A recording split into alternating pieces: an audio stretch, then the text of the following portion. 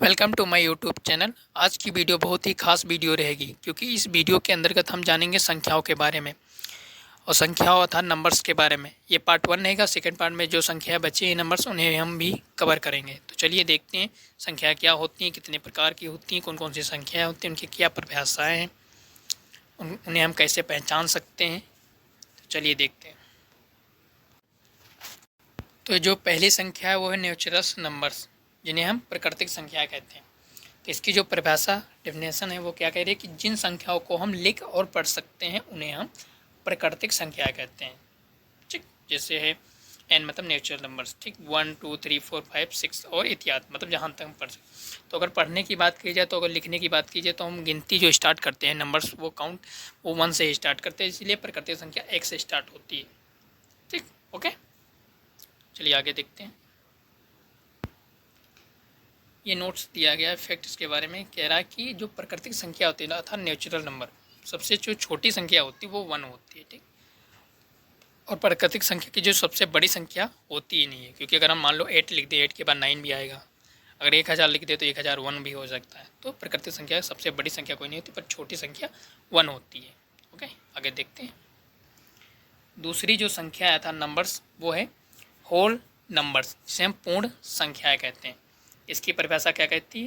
तो इसकी परिभाषा कहती है कि प्राकृतिक संख्या में अर्थात नेचुरल नंबर्स में अगर हम जीरो शामिल कर दें, क्या करते हैं, जीरो शामिल कर दें, तो वो पूर्ण संख्या होती है। अब देखिए, प्राकृतिक संख्या में हमने क्या समझा था कि जो इन्हें हम लिख पढ़ सकते हैं। ठीक, जैसे 1 से स्टार्ट होती है लिखने पढ़ने वाली संख्या, तो क्या होती है, वो प्राकृतिक संख्या होती है। पूर्ण संख्या में क्या हुआ कि अगर जीरो शामिल कर दें, अगर खाली जीरो यहाँ पर लिख दिया गया है बस, और सेम वही चीज़ नोट कर दी गई, क्या हो गया हमारा, तो ये पूर्ण संख्या होगी।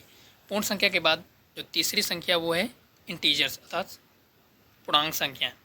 चलिए देखते हैं पूर्णांक संख्या क्या होती है। इंटीजर्स पूर्णांक संख्या।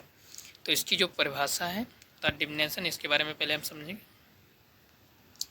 तो वह संख्या जिसमें धनात्मक ठीक संख्या है, मतलब प्लस नंबर्स, और ऋणात्मक मतलब माइनस नंबर्स शामिल हों, उसे हम पूर्णांक कहते हैं। ठीक, जैसे ये हमारी माइनस की हो गई, ठीक, ये हमारी प्लस की हो गई, ठीक, ये क्या हो गई, इंटीजर्स, मतलब plus integer and minus integer, sorry minus integer and plus integers. Okay, दोनों शामिल हो गई तो ये हो गए पूर्णांक हो गई। देन इसके बाद देखते हैं आगे क्या है, रेशनल नंबर्स। रेशनल नंबर्स मतलब परमेय संख्या। इसकी परिभाषा डिफिनेशन क्या है, कह रहा है कि वह संख्या जिन्हें हम P अपॉन Q के रूप में लिख सकें, जहाँ पर P और Q पूर्णांक हो, मतलब प्लस माइनस की संख्या कोई भी हो, तथा Q जो हो वो जीरो ना हो। अर्थात नॉट का मतलब है Q equal to not zero. Okay, Q equal to not zero होना चाहिए। इसको मतलब समझते हैं।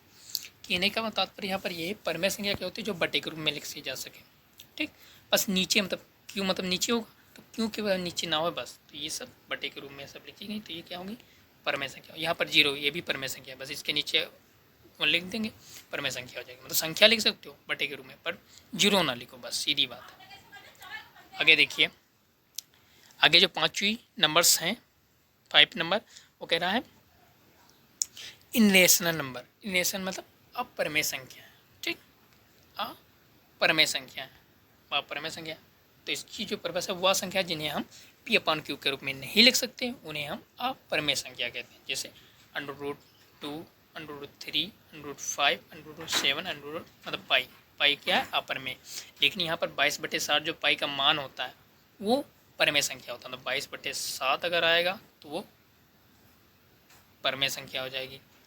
और इसी अगर मान लो खाली पाई दी है पोजीशन पर, तो ये हमारी अपरमेय संख्या हो जाएगी। ठीक, इसका मान जो होगा वो परमेय होगा, बट खाली अगर पाई है तो वो परमेय होगी। ठीक, ओके, ठीक, चलो नेक्स्ट वीडियो में मिलते हैं।